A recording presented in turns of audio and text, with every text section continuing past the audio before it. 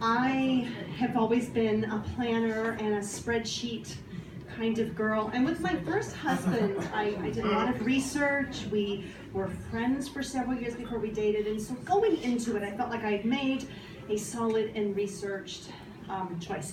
And don't do this, by the way. It doesn't work out the way you think it's going to. And so on the way out, there's also no book that says like how to get divorced, like here's your checklist. They should, for example. So I felt very cursed because it seemed like nothing was going my way. And the best example I can give you is that I got served with the papers, and it said you have to give your 8 million bank documents to this person at this address on this day by this time or you'll forfeit.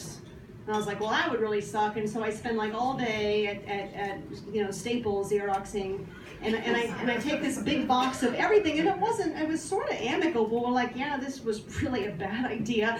And so I drive over, and it's his attorney, and I drive over to his attorney's office, and there's a receptionist, and she says, can I help you? And it all feels so monumental, and you're like, here's all my paperwork for my divorce. And then, so the thing is, there's a law that you're not supposed to fraternize with the other side's guy.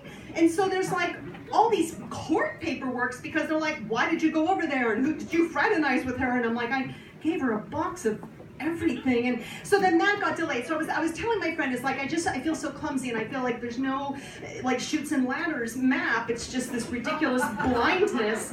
And I really decided, like, it took me about 6.5 years, but once I decided, like 7.5 years max. But then,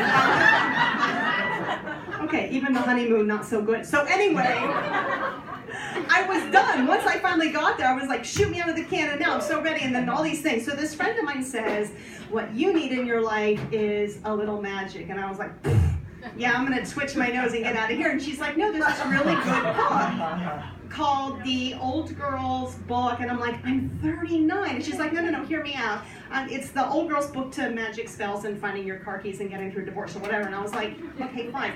So I buy the book, and the first thing was kind of weird because it said that you should take like ashes of your resume and sprinkle them at the doorstep or the flower pot of the person you want to work for. And I was like the place I really wanted to work didn't have a flower pot, so should I buy one? Again, no etiquette, no checklist. So then the next spell that I did was, I think, a little too complicated, maybe for more advanced practitioners, and it involved waiting for a full moon, spinning in a circle naked, which I did because when you're ready, you're ready, right? And then a moth got stuck in my pubic hair. Spinning naked. I mean, seriously. So then I cannot get a court date to save my soul.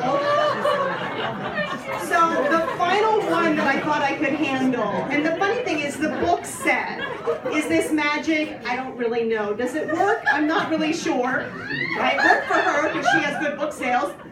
But maybe it's just really good prayers with a couple of props. So I thought, okay, I can do that. So this one called for getting the name of the judge and writing the name of the judge on a bay leaf, putting the bay, now this makes sense, putting a bay leaf in your shoe so the judge can experience your everyday life. And I thought, well, I can do that. So I called my attorney up and said, what's the name of my, because you had to go through 8 hours of mediation before you could see a judge.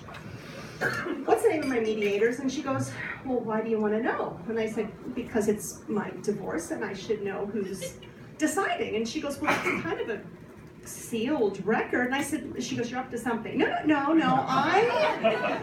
I pray deeply. And God wants me to know the name of my mediator. And church and state to you too. And so she called me back and she gave me the names.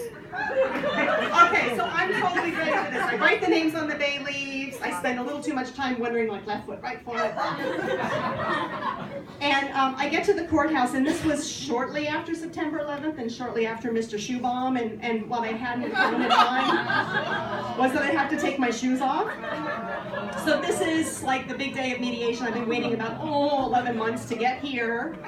And I realized I'm going to be a weird woman with judges' names in my shoes.